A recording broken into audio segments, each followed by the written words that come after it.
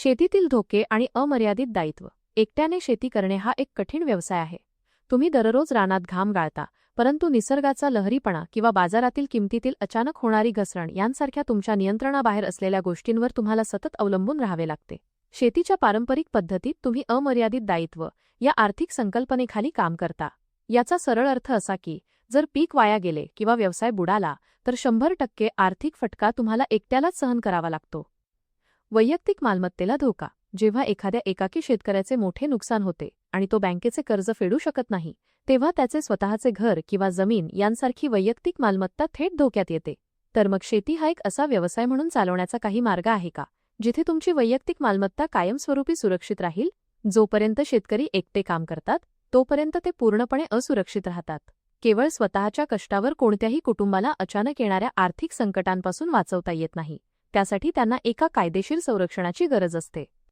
शेतकरी उत्पादक कंपनी हाच उपाय.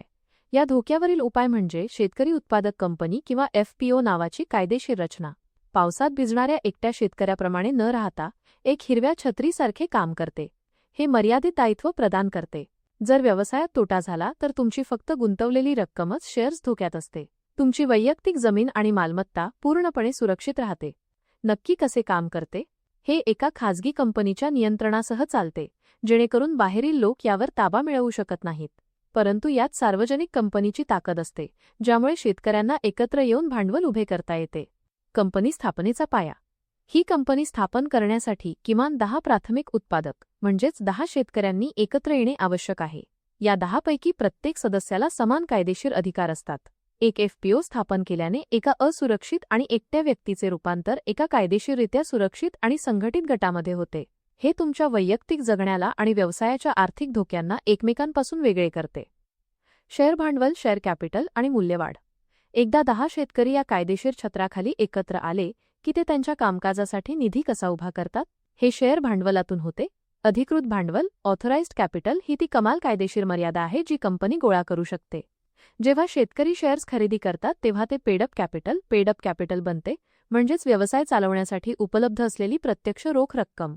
जेव्हा FPO नफा कमावते तेव्हा तुम्ही गुंतवलेली सुरुवातीची रक्कम वाढते.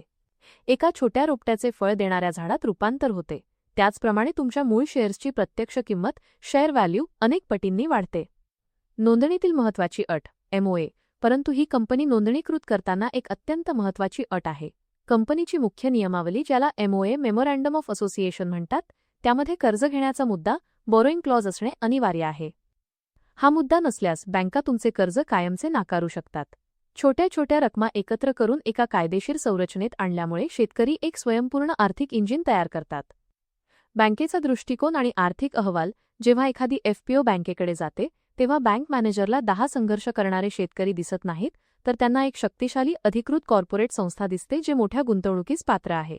तुमची FPO मजबूत आहे हे सिद्ध करण्यासाठी बँक 2 महत्त्वाच्या आर्थिक अहवालांवर अवलंबून असते. पहिला नफा तोटा पत्रक, प्रॉफिट आणि लॉस अकाउंट, आणि दुसरा ताळेबंद, बॅलन्स शीट.